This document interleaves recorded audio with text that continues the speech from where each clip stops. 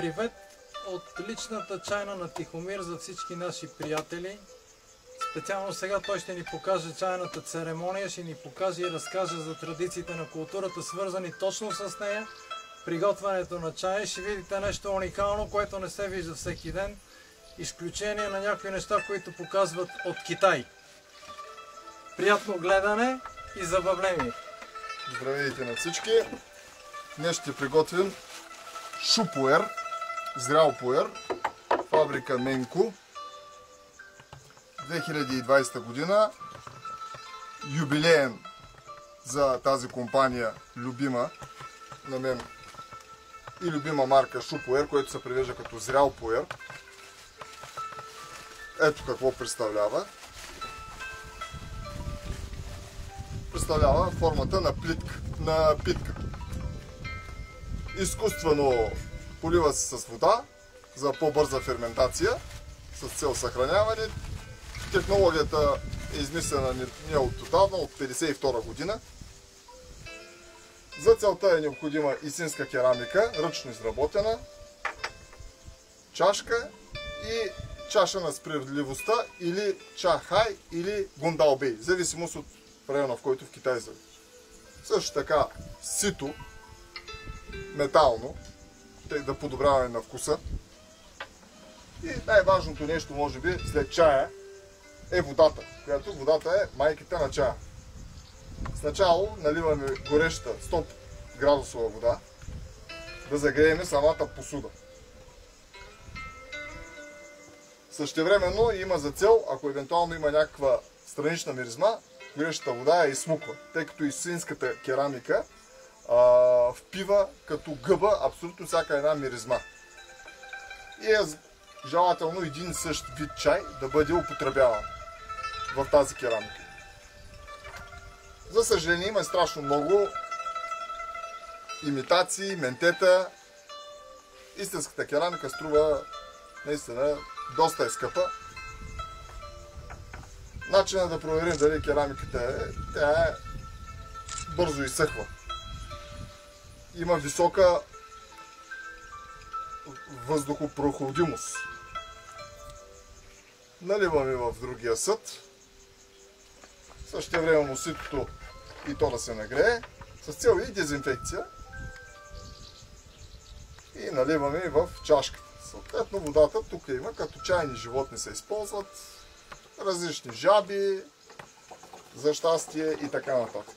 Това е чай. От порядъка на между 5 до 6 грама, нали, в зависимост от съда, който използвате и хората, които ще пият. Аз лично използвам тази вода, за да преплакна чайните листа, които са пресовани в нашия случай, и да полея по феншуй чайник.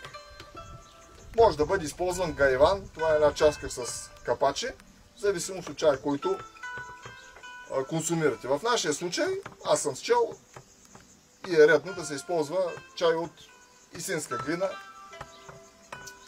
който разкрива по-добре чая. След като изплакваме чайните листа с цел хигиена, с цел премахване на таин, кофеин, който е много силно в чая, същевременно и ароматизираме и чайника и гундалбея или чаха.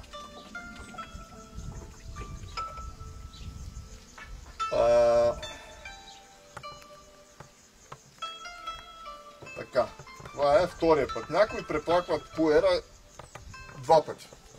Аз го преплаквам 1 път, тъй като е качествен чай и няма нужда от 2 пъти да се бъде преплакван. Заливам с чайника, тъй като той се променя от чая и става по-красив. В някои чайници в Гуанси се нарича като, да кажем така, чайни вежди, така да го преведа от китайски. Не се настойва дълго време, тъй като ще развалите вкуса на чая.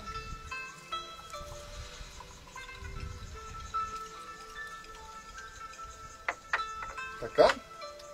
И това е в общи линии като за приготвяне на чай по-китайски.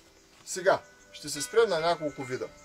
Чайната дъска е необходим аксесуар, но това са неща, които чайни животни, самата керамика, това е един вид настрой към, както примерно в църквата иконите, тук абсолютно по същия начин е една микровселена, така да се каже. Образите дават, чрез зрението на човек, дават необходимия настрой, което е нужна за чайната церемония.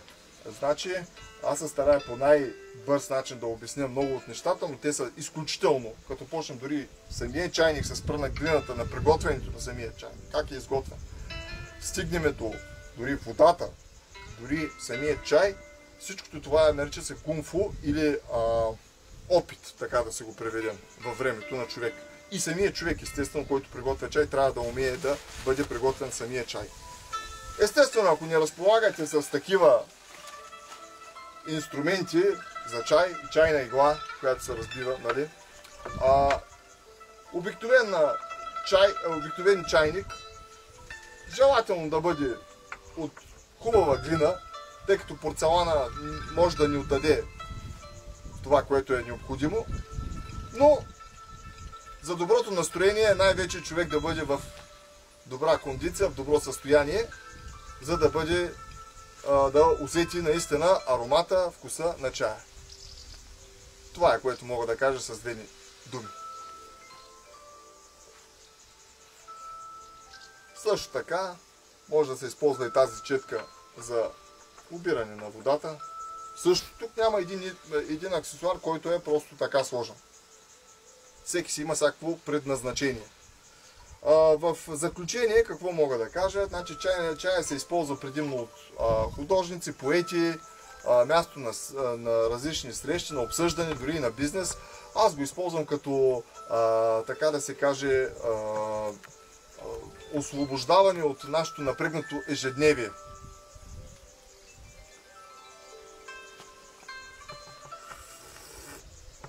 Пие се точно по този начин, с леко сърбен, тъй като напитката трябва да бъде топла, а не студена. Това е много важно. Захар в никакъв случай, тъй като той убива всичко полезно, което е в чай, и вие пиете просто един сладък сироп. Това е много важно. Всичко добро ви желая и приятно чайпитие на всички. Поздрави от мен!